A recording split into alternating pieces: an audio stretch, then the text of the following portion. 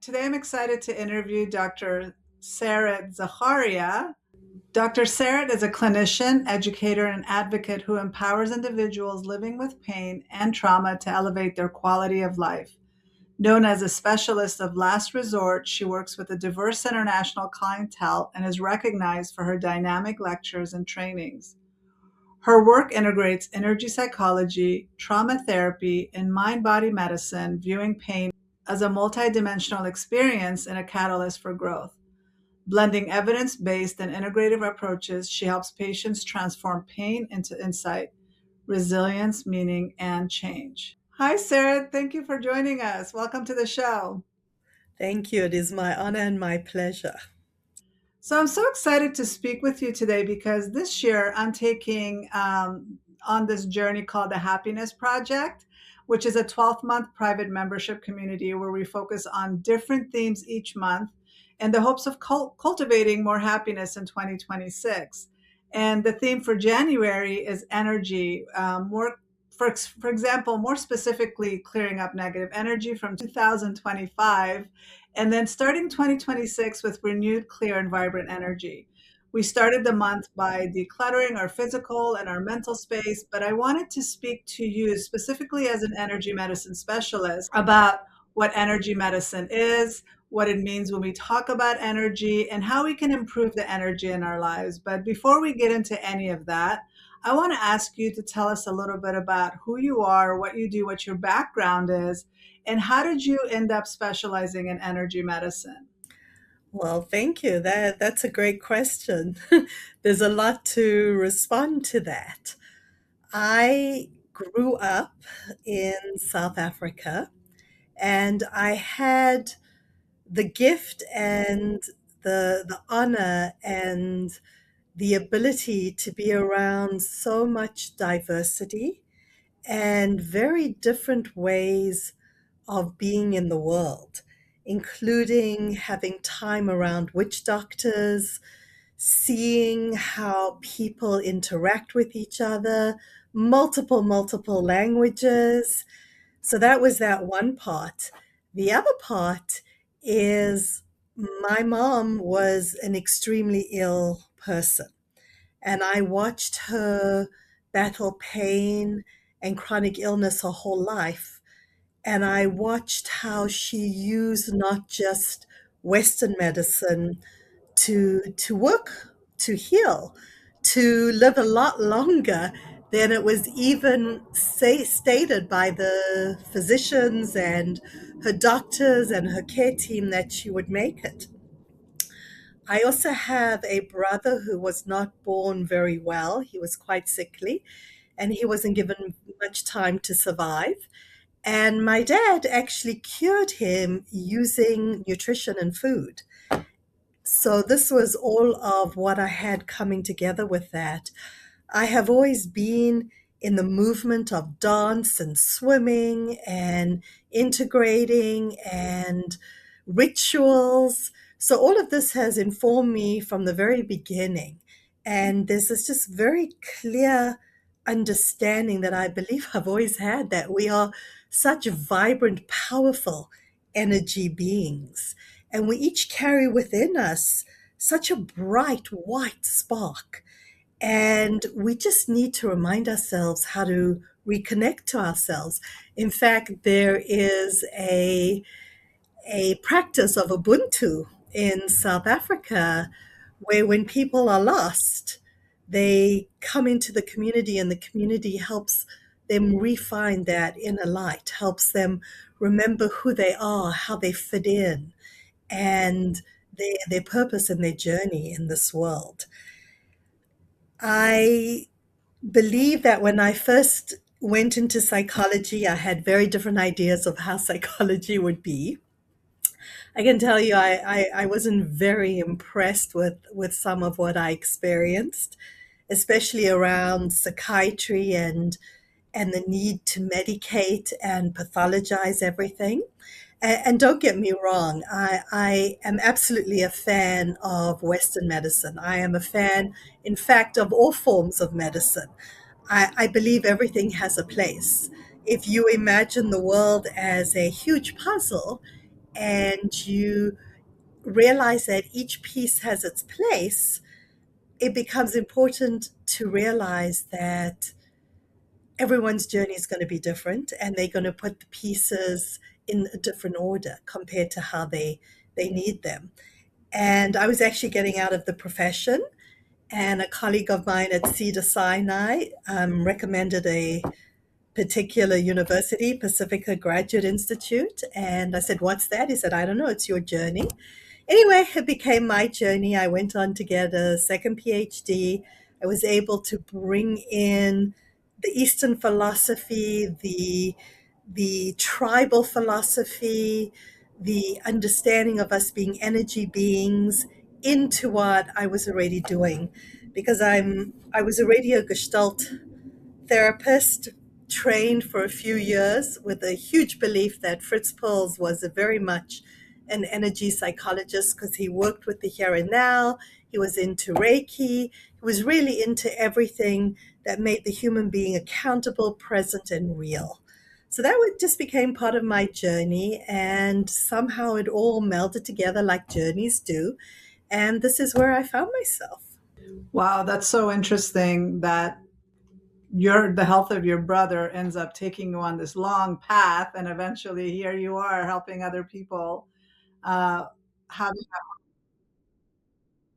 your brother and your mother, yes. Um, I love the Eastern philosophy. I don't know what, so I'm assuming in South Africa they practice Western medicine predominantly, right? Yes and no. It depends who you speak to, where you go. We have a very large Indian community, so there's Ayurveda medicine. Most people are very much into their food and nutrition. I know for a fact my entire life we've grown most of our vegetables and fruits. And I was very blessed being around a witch doctor from a very young age. So I got to experience all of that. So I can't tell you that everyone's experience is mine. I can just speak to my experience. And yes, they do, but differently to here. I think this is one of the few countries where you can actually advertise medication. Yes, interesting. Um, I love energy medicine from the Eastern philosophy. I mean, Chinese medicine is over 5,000 years old. It's been proven. It's has a proven track record of being effective, but a lot of it can seem woo-woo to people in the Western world. And so, can you explain a little bit what Chinese medicine, I mean, as far as energy medicine from a Chinese perspective, or just energy medicine in general, what is energy medicine and how do people use it to heal? Wow, I'd like to add to that because I hear TCM, traditional Chinese medicine, is over 5,000 years old. And we also have Ayurveda medicine, which is over 8,000 years old. And it is the idea that we are a whole being. And not only a whole being, but how we connect to the rhythms of the earth and the rhythms of the seasons and the rhythms of the days and our internal rhythms. That's both Ayurveda and TCM. And how we can be more present. It involves movement. It involves what we eat. I mean, we are what we eat. We are what we don't eat. We are what we absorb and digest.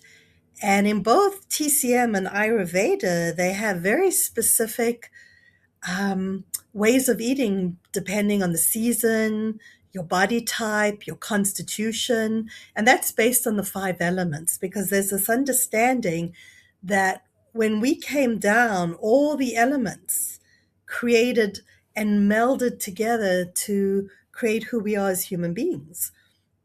And we are energetic beings. I would imagine that the majority of people nowadays would say, yes, we are. And energy doesn't dissipate, energy changes. Energy picks up and carries what it had before.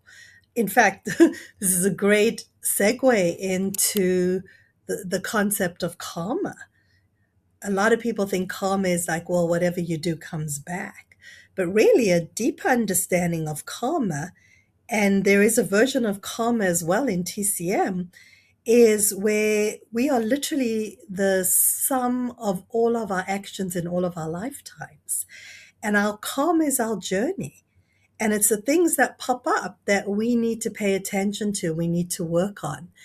And we can have such deep gratitude for that. So, if we look at gratitude perhaps at three different levels, we can have gratitude for the things we have, gratitude for the things we don't have that we really want, and gratitude for the gifts of what's put in our face so we can address and work on these things. So, in TCM, you can see this as the yin and the yang. It is not a solid ball of being, it is continuously fluctuating. And within the yang is the yin, and within the yin is the yang, because nothing is really separate. And it's all about creating balance. So in traditional Chinese medicine, we are always talking about the qi, the life force, the energy. In fact, Tai Chi, which is a very common practice, is the movement of this energy, whereas Qigong is the conservation and the ancestral conservation of this energy. In Ayurveda, in the yogic tradition, this is the prana. And in both of them, what we really want is we want a warm belly and a cool head. And if you look around and you see most people today, they're running around with hot heads and cold bellies, which is also why they're not digesting well. And this becomes very important. So taking all of that and bringing it more into psychology, into energy psychology, into particularly how I practice, if for a moment we can imagine, and by no means is any of this linear, but if we can imagine that it starts off spiritually, and the spiritual aspect that I'm talking about are all the shoulds and should nots that we swallow whole from our religion, from our culture, from our family, from our time period, from our peers. And if this really doesn't gel and flow with what our soul's purpose is in our journey, it becomes very heavy and falls down into the mental realm. The mental realm is going to be this hamster wheel where we just go round in circles. And if you remember back in the day when you had DVD players and you could put in 6 or 7 DVDs and then you could press a song from this one, a song from that one. Well, in this case, for many people, all the DVDs, all the tracks are playing at the same time. And we can get so caught in that telling of our story. And this can lead to victimhood and to all these things that don't make for functional connection, including being present in the here and now in the moment so that we can engage and we can thrive.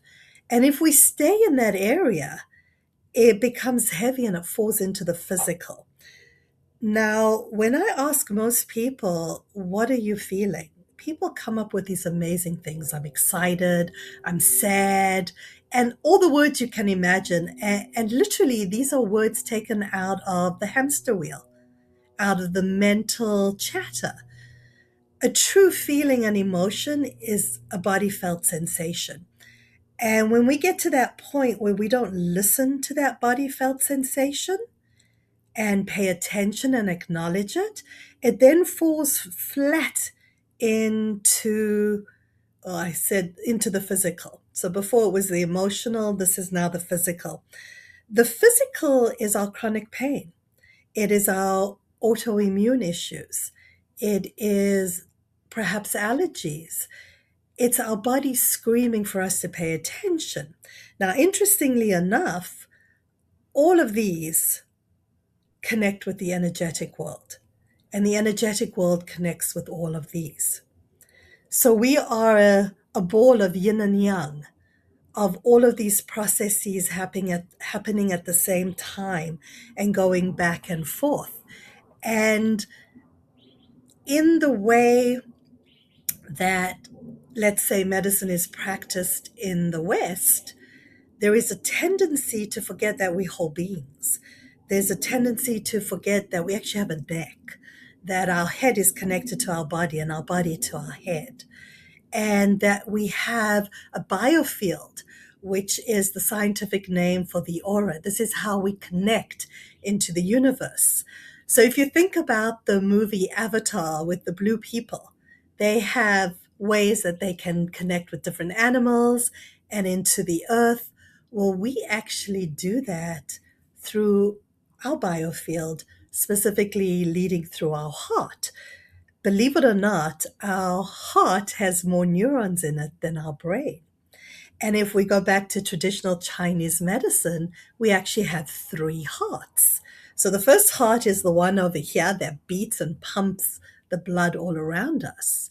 The second heart is actually our gut biome. So this is where food comes in.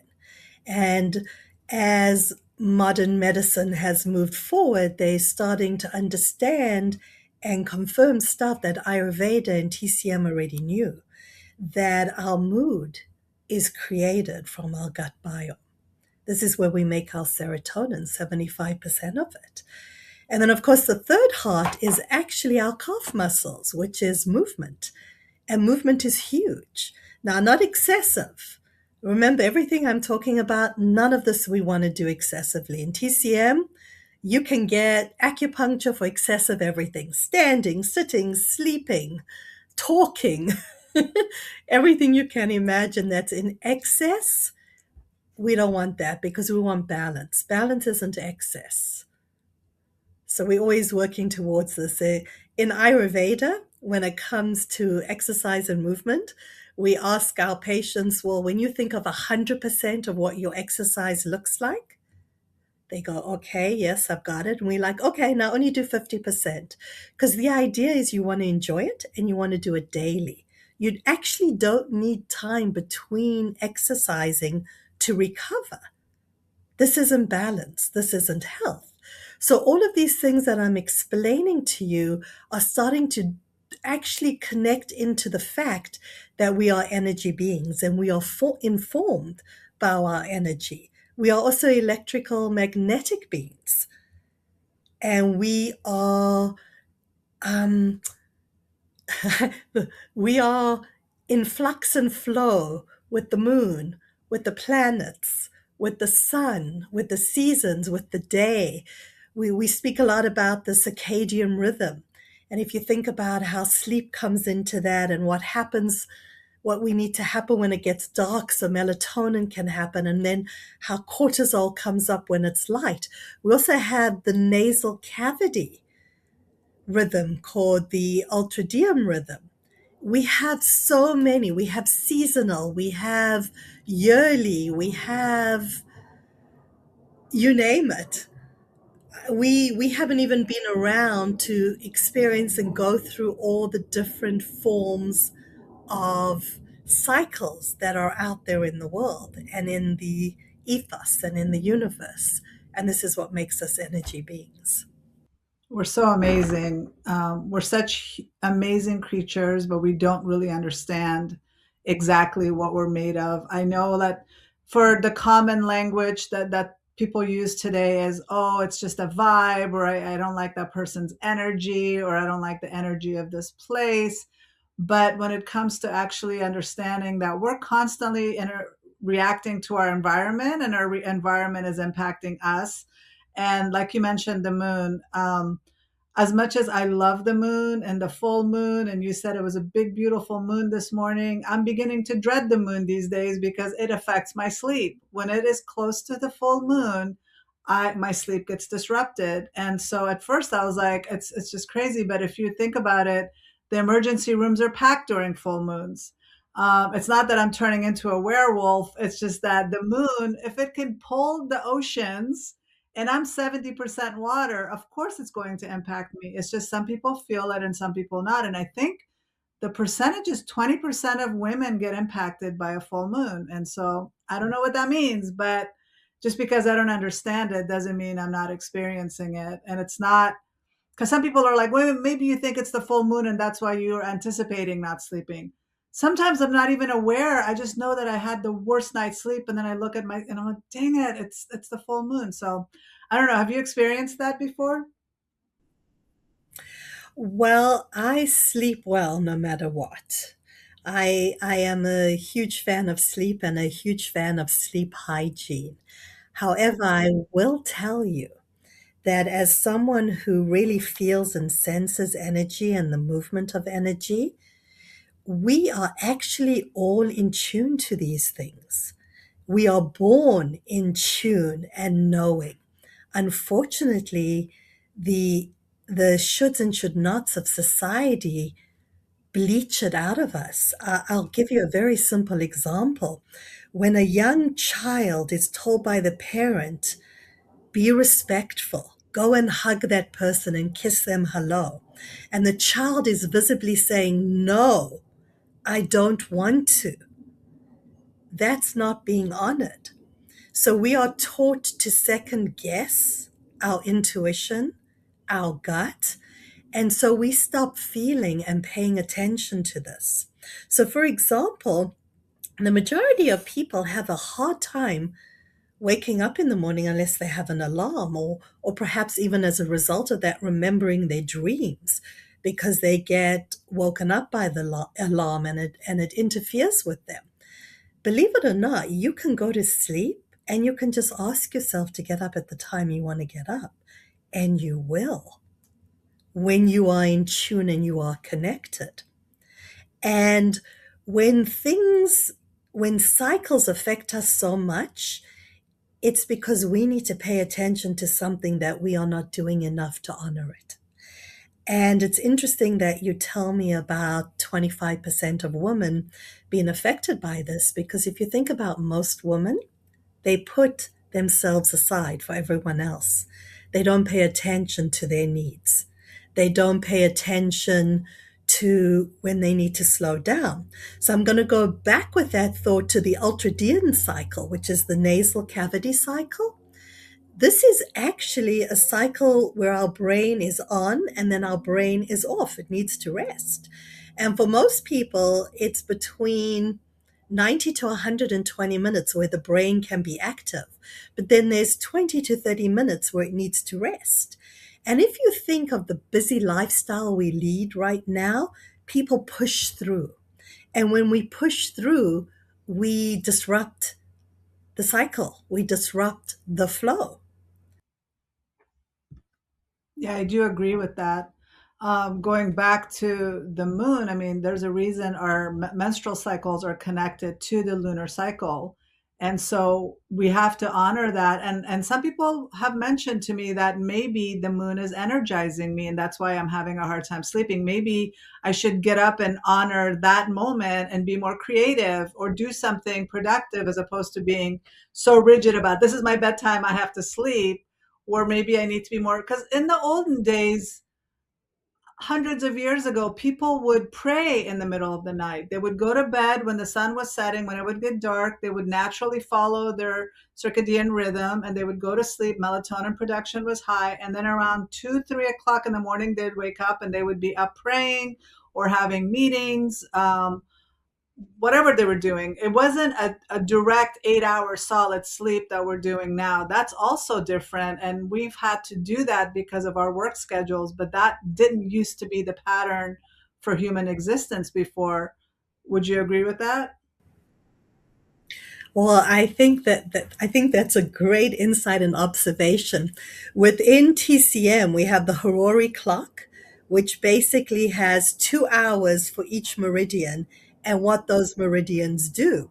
In Ayurveda, we have the clock that has the dosas, the constitutions, of which there are three. And it's interesting because in TCM, they go in 2 hours. In Ayurveda, they 4 hours, and then it's literally in the middle. So, for example, in TCM, the best time to go to sleep is between 9 and 11 p.m. This is the time where you get ready, the body is doing what it needs to do. And believe it or not, if you catch within here to go to sleep, you'll have better sleep than if you mess with it. Ayurveda says bedtime's 10, slap in the middle. The best time to eat lunch is between 11 and 1 in TCM. In Ayurveda, it's noon because that's when Agni, the fire, is greatest. So when you say, wow, how we sleep now isn't how we used to sleep. Well, if you think about this clock and this cycle, different things at different times affect. So down here will affect up there. Down here will affect up there. Down here will affect up there. So there's certain things we can do. So if you find yourself waking up between 1 and 3 in the morning, that's the liver meridian. Your liver is struggling to detox. So between 1 and 3 in the afternoon, you can start drinking herbal teas that can help your liver so that you'll make it through the night. If you wake up between 3 and 5, that's the lung meridian. That's usually a lot of grief. And you find smokers will wake up hacking and coughing then, or if you're sick, that's when you start coughing. So we are so integrated and inclined, and we pick up on the rhythms of those people around us. Talking about women and cycles, if you have a bunch of women together, they usually cycle at the same time because we pull in, because we are energy, because we can create it. This leads to another whole amazing aspect of us being energy beings, and that's intention. If you don't believe in energy medicine and you don't believe in all that, how do you explain a bunch of women being together for several months and they're syncing up and they're lining up? They're communicating through their hormones, through their pheromones, through whatever that they're energetic beings, whatever, they're communicating somehow and the bodies line up. How do you explain that? Mhm. Well, speaking to me, I'd say we're energy beings, and this is important. And and that's also the power of intention. Our intention that we put out there, because we are energy beings, because we are connected to the energy all around us, is extremely powerful. I always joke with people, be very careful what your intention is, because from my perspective, the universe doesn't understand good or bad. The universe is giving. It understands, oh, you want. So if a person says, oh, my life is so bad, everything goes wrong, the universe says, yes, yeah, take it. It all goes wrong. You can have as much as you want. Whereas if we say everything flows like I need it and everything is just as I need it because there's abundance of everything, there is no scarcity, the universe says, yes, yes, take it, take it, take it. That is such a powerful tool for me that really helps us understand we're energy beings. And when I meet with people who are a little bit skeptical of the power of energy, and I have no issue with skepticism. I actually think it's great because you are thinking for yourself. You are trying to find how your journey is going. But I just do this little thing with them where I teach them to grow their index finger. And I remember giving a presentation to a bunch of neurologists and cardiologists. And I remember hearing the one gentleman in the back of the room basically making comments about me being off my rocker. And I don't know what I'm talking about. So I said, okay, I will give you a physical example. We're going to grow our index finger. And he's like, that's it. I'm gonna leave. And I said, well, before you leave, do you want to try this with me? So I made everyone put their hands together and look at their index finger and then say, do you see they're the same size? And everyone looked and said, yes, yes, yes. I said, now you're going to put up one. We're going to use our sword, which is very powerful. And you're going to look at this finger of yours and you're going to tell it, I believe in you. Grow tall. And you're going to take deep breaths and you're going to make it grow. And you're going to encourage it to stand tall and strong. And I did this with them for a couple of minutes. And then I had them put their fingers back together. And everyone, did your finger grow?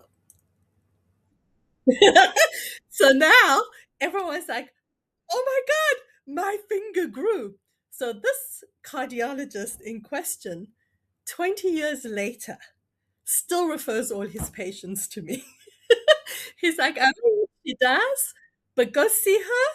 She'll help you grow your index finger. So his patients come to me and say, I don't know why I'm here to grow my index finger, but apparently it's going to help.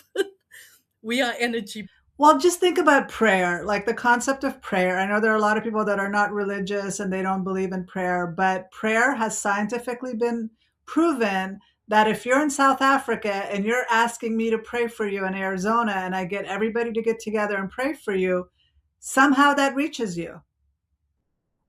Absolutely. Absolutely.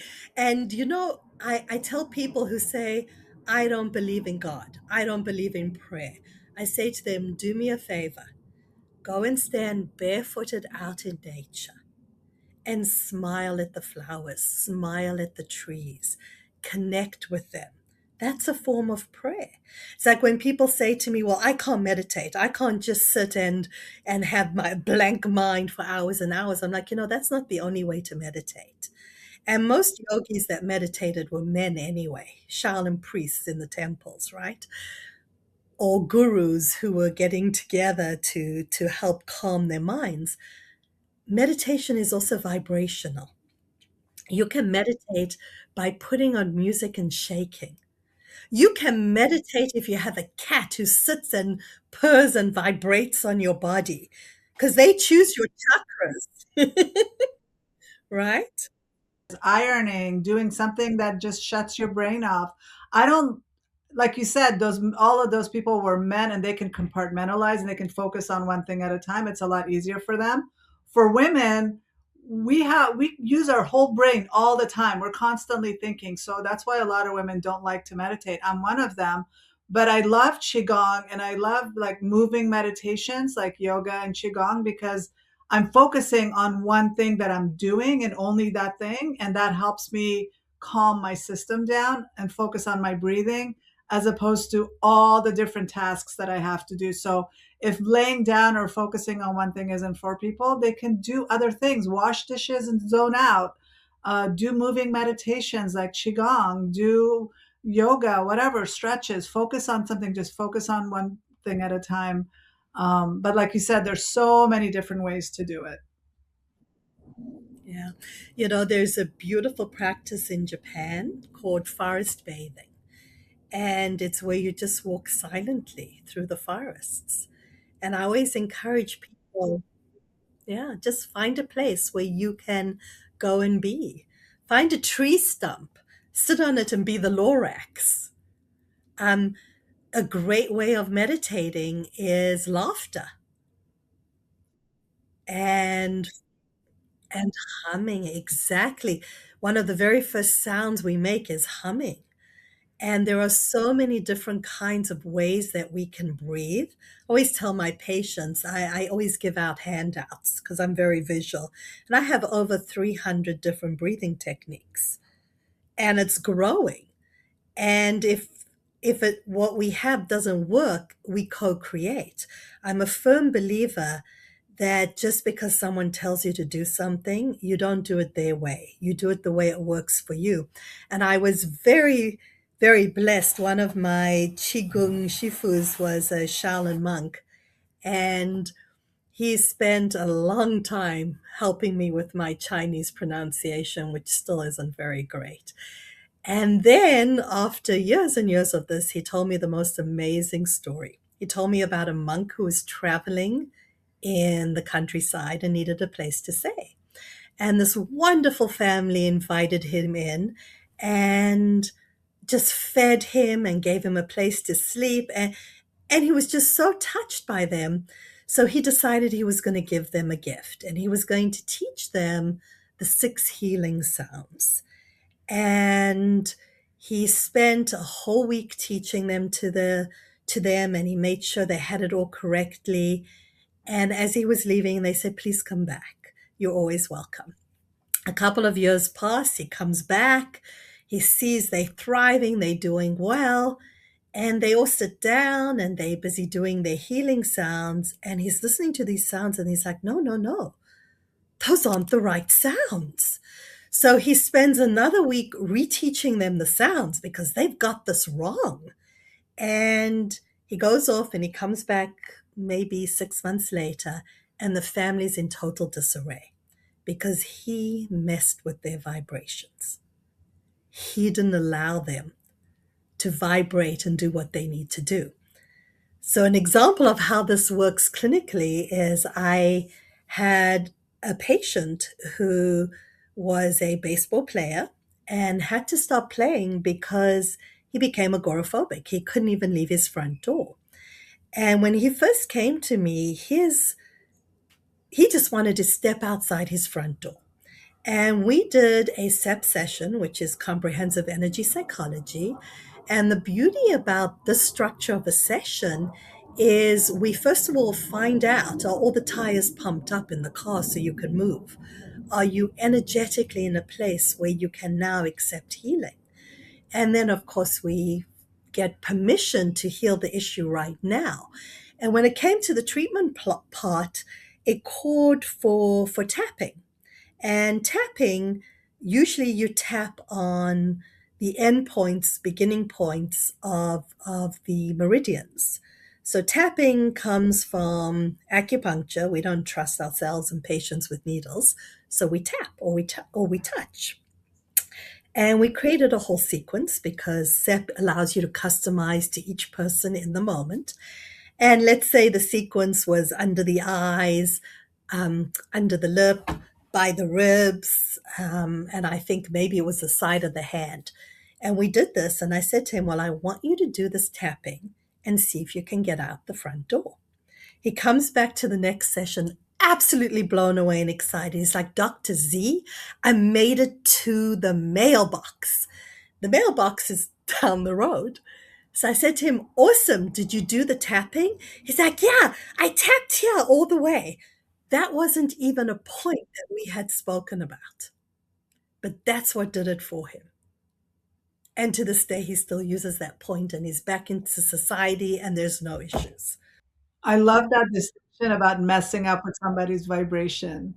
Like, y- some people might completely interpret it differently, what works for them.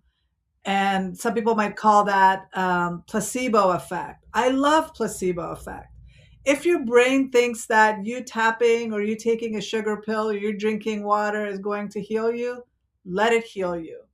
Why are we knocking placebo effect, or why are we having to be so rigid about it has to be my way and you can't do it your way?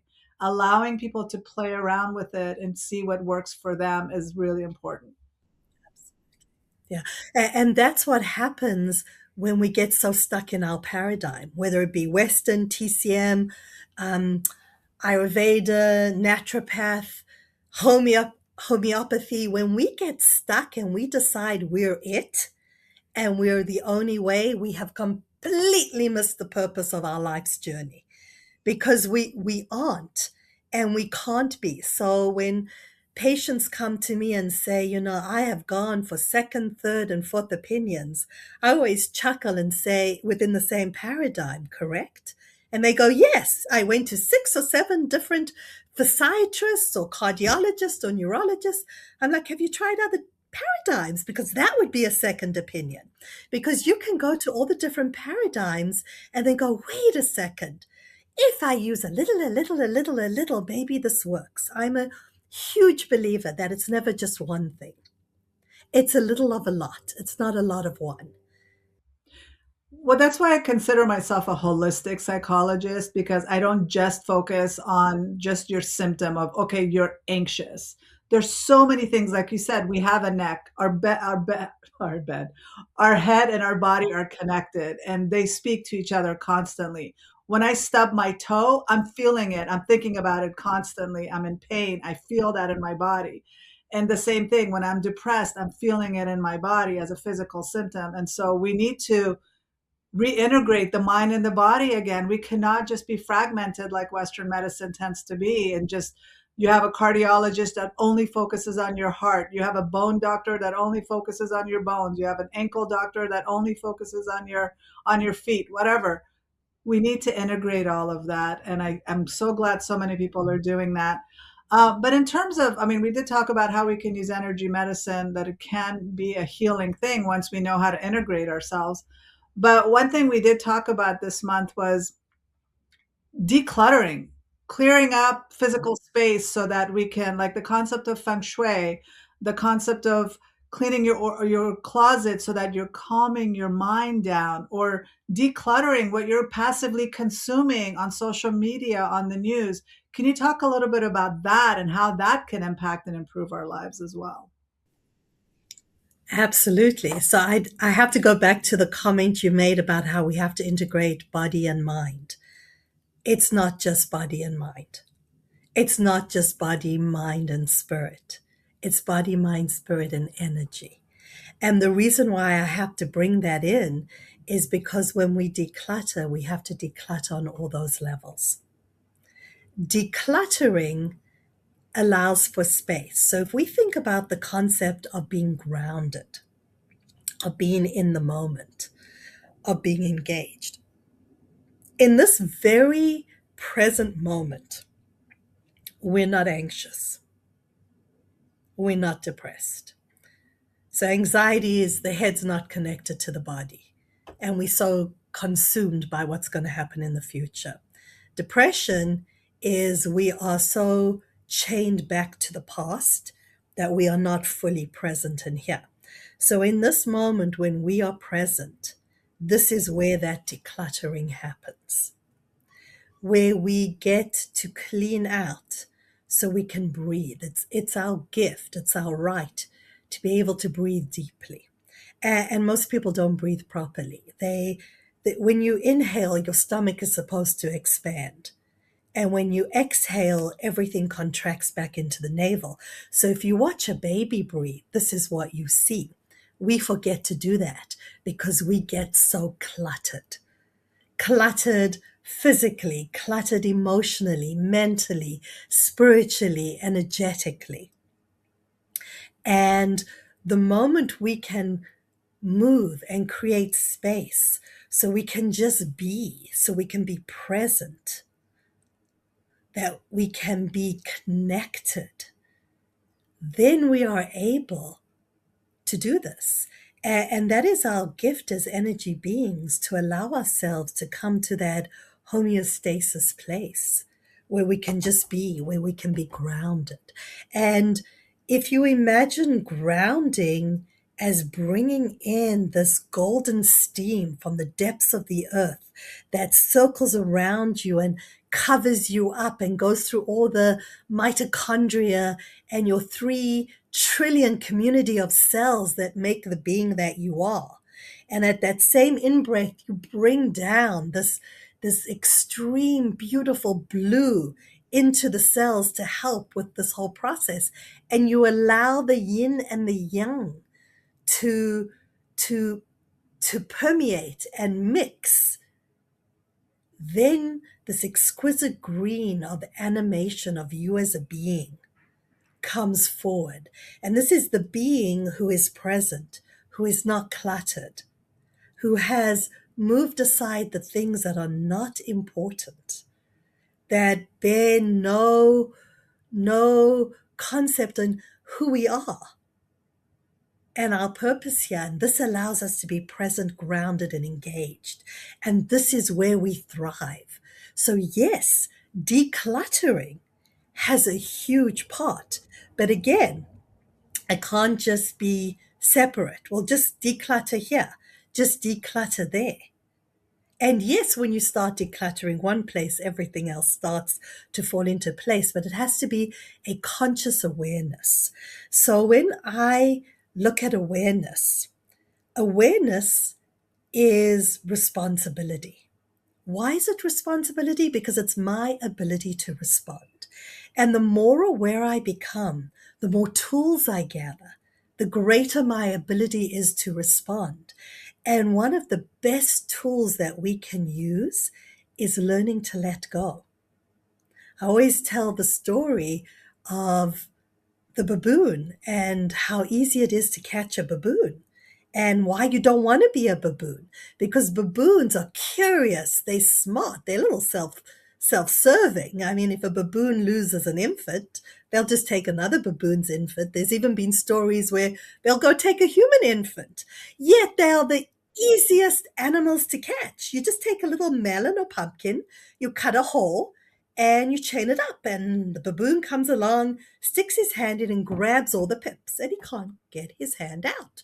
So he jumps up and down and he screams at you and he blames you for his everything that's going on with him.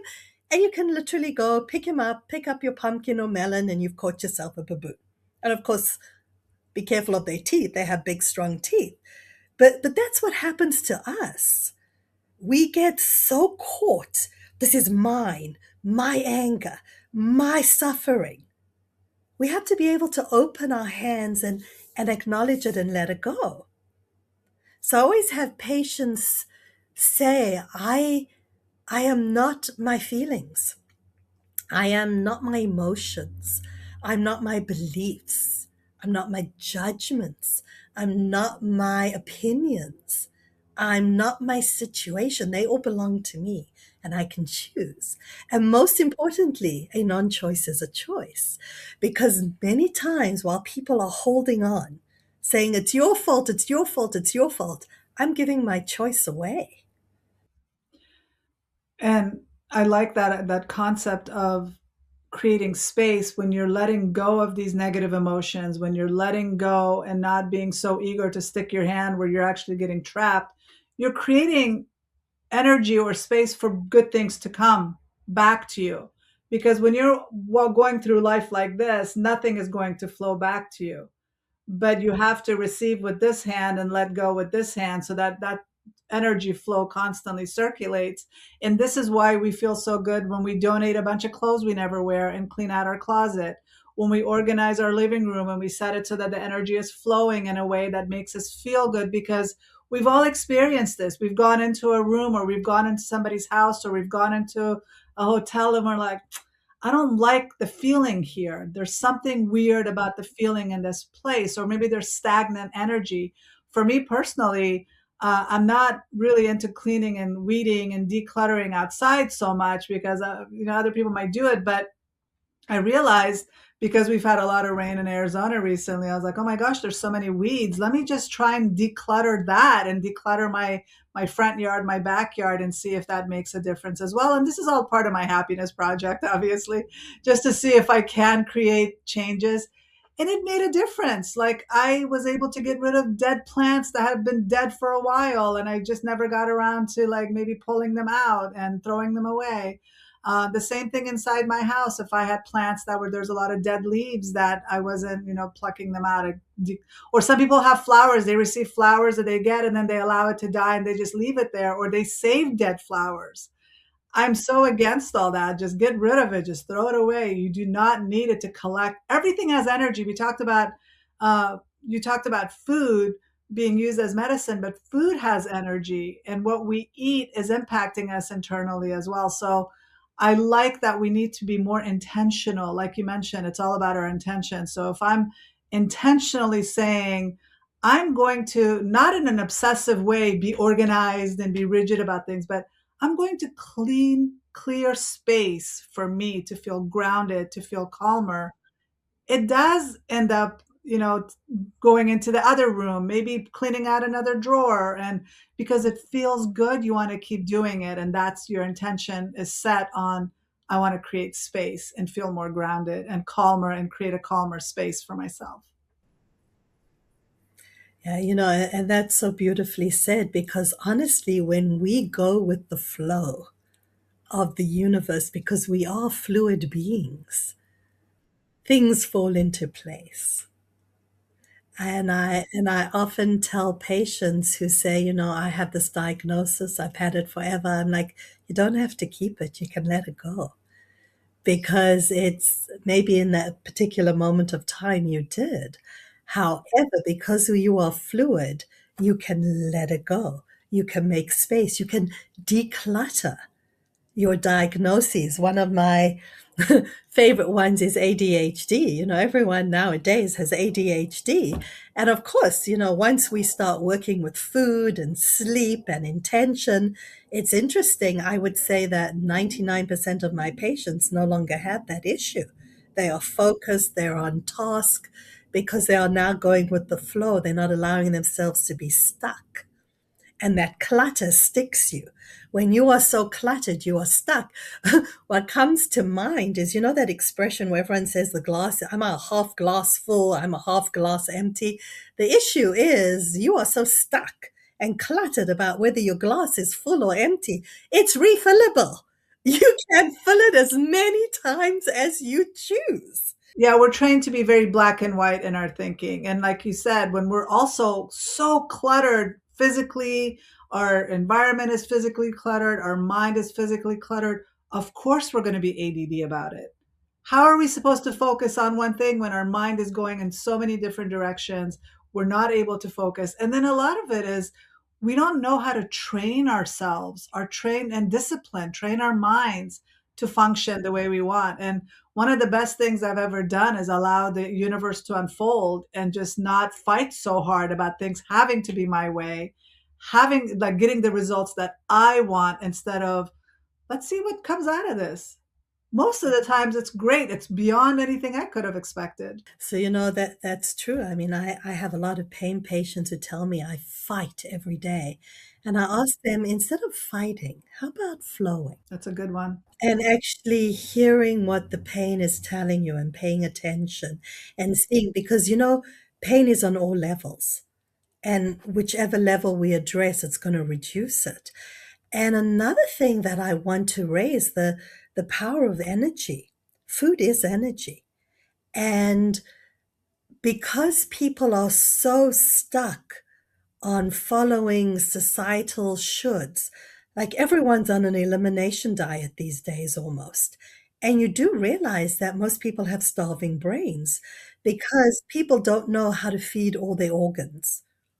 They don't understand that your brain needs glucose, your brain needs fat. In fact, your cells, their membranes are created from fat. You need carbs. Carbs are your glucose so you can function. So, a lot of people who are really depressed or anxious or can't focus have starving brains. And the moment we start talking about ratios and intervals and giving people an idea of how to use food as energy to fuel them, which is why it's such an important point, which is why it's the breath, it's the food, it's the movement that help animate and move us as energy beings. It's extremely important. So I specialize in anxiety based disorders. And when people come to me and they're like, I've been so anxious lately, and then I ask about their diet and what they're eating, a lot of them are cutting out carbs because they're on a diet or they want to lose weight, and they hear that carbs are bad, and especially for women, not realizing that our body, our hormones need those carbs. And um, it's making them anxious because when they cut off the carbs, their brain is getting stuck and they're focused more on all the problems in their lives. They're not feeling balanced. And so yeah, I mean, we don't know how to eat anymore. There's so many conflicting messages coming at us. We just don't know what to do anymore. And I think focusing back on energy and what's our energy level, taking inventory, what am I eating, when am I sleeping, the 10 p.m. to 2 a.m. I think is the perfect time to go to sleep, because that's when your body goes into that deep coma like sleep where it's actually brain is washing itself, your body's repairing itself. If you don't give yourself that time, you're not going to be fully functional the next day. So taking inventory, asking yourself, am I moving enough? Am I getting enough fresh air? Am I Even if you just sit in a chair and put your feet on a tree for 10 minutes, that's helping you feel grounded. All of that is things we can do, and they're very simple things. Instead of figuring out how many calories this has or what's the percentage of this and this ingredient, focus, bring it all back and simplify your life, I think is really important. And I'm glad you brought all that up. This was such a great conversation. And I just love that you specialize in this area. Well, thank you. I've thoroughly enjoyed conversing with you as well.